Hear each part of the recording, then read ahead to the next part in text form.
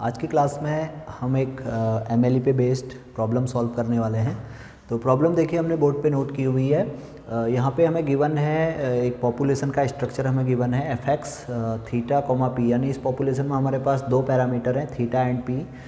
तो ये इस तरह की पॉपुलेशन है। तो ये पॉपुलेशन हमारी एक्चुअल में टाइप थर्ड पॉपुलेशन इसे हम कहते हैं, और ये गामा पॉपुलेशन हमारी होती है। गामा पॉपुलेशन में जब हम पैरामीटर्स में n की जगह पे p लेंगे और a की जगह पे 1/थीटा लेंगे तो हमें ये पॉपुलेशन मिलती है। तो यहाँ पे हमने थीटा का MLE फाइंड करना है, जबकि p क्या है, नोन है, यानी p नोन है, कांस्टेंट है, और थीटा का MLE हमें यहाँ पे फाइंड करना है। थीटा यहाँ पे क्या होगा, अननोन होगा। तो सिंगल पैरामीटर प्रॉब्लम है। तो सिंगल पैरामीटर प्रॉब्लम में हमें पता है भाई क्या होगा, सिर्फ एक लाइक्लीहुड इक्वेशन हमें सॉल्व करनी है। तो सबसे पहले लाइक्लीहुड फंक्शन क्या होगा ये हम देखते हैं। हमें fx गिवन है, देयरफॉर लाइक्लीहुड फंक्शन। अब लाइक्लीहुड फंक्शन क्या होता है, product I1 to up to n f xi comma theta comma P. तो लाइक्लीहुड फंक्शन को जब हम डिफाइन करते हैं तो हम कहते हैं भाई लाइक्लीहुड फंक्शन क्या है, the joint PDF of random sample, यानी जो रैंडम सैंपल के ऑब्जर्वेशंस हैं उनका जॉइंट PDF हमारा क्या है, लाइक्लीहुड फंक्शन है। तो इस केस में लाइक्लीहुड फंक्शन हमारा क्या हो जाएगा, इसे जब हम मल्टीप्लाई करेंगे तो देखिए यहाँ पे L equal to suppose x1 के लिए जो PDF बनेगा वो होगा x1 to the power p minus 1 e to the power minus x1 by theta divided by gamma p into theta to the power p। Similarly x2 to the power p minus 1 e to the power minus x2 by theta into gamma p into theta to the power p up to xn। हमने n unit का sample लिया हुआ है। n unit के sample के basis पे हमने क्या करना है, थीटा का एस्टिमेटर यहाँ पे निकालना है। तो ये इस तरह से हमारा मल्टीप्लाई होके आ जाएगा। तो ये तो हमारा लाइक्लीहुड फंक्शन बनेगा। तो इसे हम एक सिंगल टर्म में लिखने की कोशिश करते हैं। तो सिंगल टर्म में जब इसे लिखेंगे तो देखिए x1 into x2 up to xn, तो ये हमारी प्रोडक्ट टर्म है। तो इसे मैं इस तरह से लिख सकता हूँ, product I1 to n xi to the power p minus 1। यहाँ पे क्या है, एक्सपोनेंट हमारा सेम है p माइनस 1, बेस हमारा चेंज हो रहा है। तो ये प्रोडक्ट इस तरह से हम इसे लिख सकते हैं into e to the power. अब यहाँ पे देखिए बेस हमारा सेम है, e to the power minus x1 upon theta, e to the power minus x2 upon theta, up to e to the power minus xn upon theta. तो यहाँ पे हमारा बेस सेम होगा तो एक्सपोनेंट क्या होंगे, ऐड होंगे। तो एक्सपोनेंट ऐड होंगे तो इसे मैं इस तरह से लिख लेता हूँ, -1 upon theta summation I1 to up to n xi। ये इस तरह से लिखा जा सकता है। और डिनोमिनेटर में हमारे पास क्या होगा, gamma p into theta p, ये कांस्टेंट है, n टाइम्स मल्टीप्लाई होगा। तो ये हो जाएगा gamma p whole to the power n into theta to the power n into p। ये हमारा लाइक्लीहुड फंक्शन बना है जहाँ पर p नोन वैल्यू है। ये लाइक्लीहुड फंक्शन थोड़ा सा कॉम्प्लिकेटेड है। तो यहाँ पे हम लॉग ले लेते हैं। तो जब लॉग लेंगे तो लॉग L हमें मिलेगा।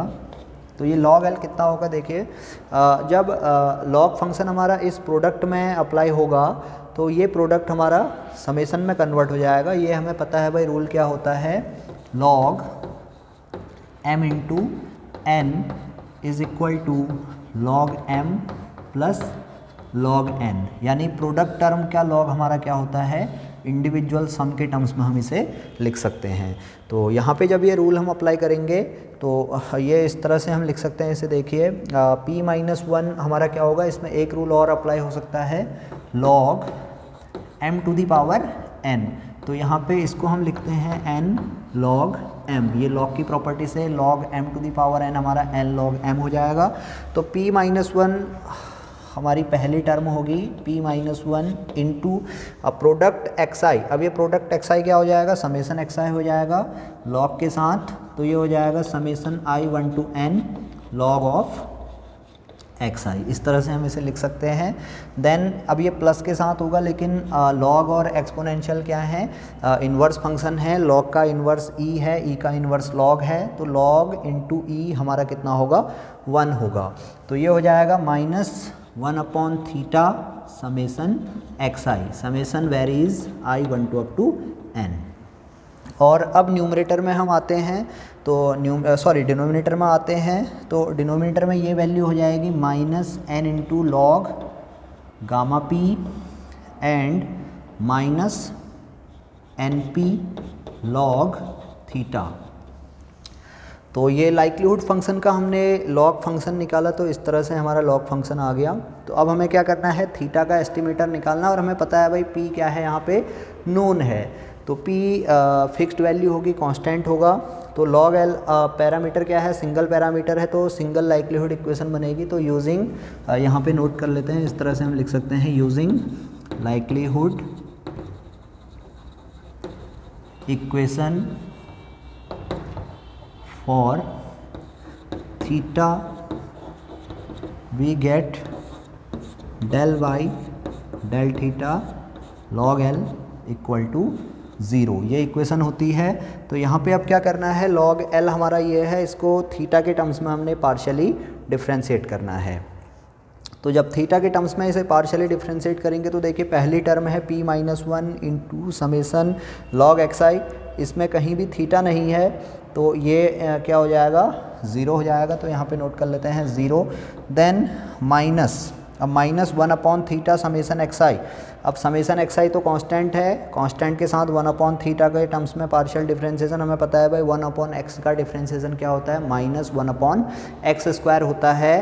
तो ये हो जाएगा माइनस माइनस आपका प्लस हो जाएगा, तो ये प्लस हो गया, और ये आया 1/θ² summation xi, i varies from 1 to up to n। अब इस टर्म में देखिए थीटा कहीं नहीं है, तो इस टर्म का डिफ्रेंशिएशन क्या होगा, 0 होगा। और यहाँ पे log थीटा का डिफ्रेंशिएशन थीटा के टर्म्स में, np तो हमारा कांस्टेंट है, तो log थीटा का थीटा के टर्म्स में डिफ्रेंशिएशन 1/थीटा, तो ये हो जाएगा -np/थीटा विच इज़ इक्वल टू 0। तो अब इसे हमने सिंप्लीफाई करना है, तो इसे सिंप्लीफाई करेंगे तो θ² हमारा एलसीएम में आया। अब 1/θ² तो 0 नहीं है, या उसे हम कह लेते हैं भाई 0 में मल्टीप्लाई हो गया। तो इस केस में हमें मिलेगा summation xi -np into theta equal to 0। तो जब इसे हम सिंप्लीफाई करेंगे थीटा के लिए इसे सॉल्व करेंगे, तो थीटा कैप हमें मिलेगा x/p। तो ये हमारा इस केस में क्या होगा, थीटा का मैक्सिमम लाइक्लीहुड एस्टिमेटर होगा। तो इस तरह से हम इस प्रॉब्लम को सॉल्व कर सकते हैं। तो आई होप कि आपको ये वीडियो समझ में आया होगा। मैक्सिमम लाइक्लीहुड एस्टिमेशन पे बेस्ड ये एग्जांपल था। ये पूछा गया था, कुछ स्टूडेंट्स ने ये क्वेश्चन पूछा था, तो यहाँ पे हमने इसका सोल्यूशन आपको प्रोवाइड किया है। अगर आपको ये वीडियो पसंद आया है तो इसे आप लाइक करेंगे, अपने फ्रेंड्स में शेयर करेंगे, और अगर आपने अभी तक हमारा चैनल सब्सक्राइब नहीं किया है तो प्लीज़ आप हमारे चैनल को सब्सक्राइब कर लीजिए, ताकि कोई भी लेटेस्ट वीडियो हम यहाँ पर अपलोड करें तो वो आप तक पहुँच जाए। Thank you.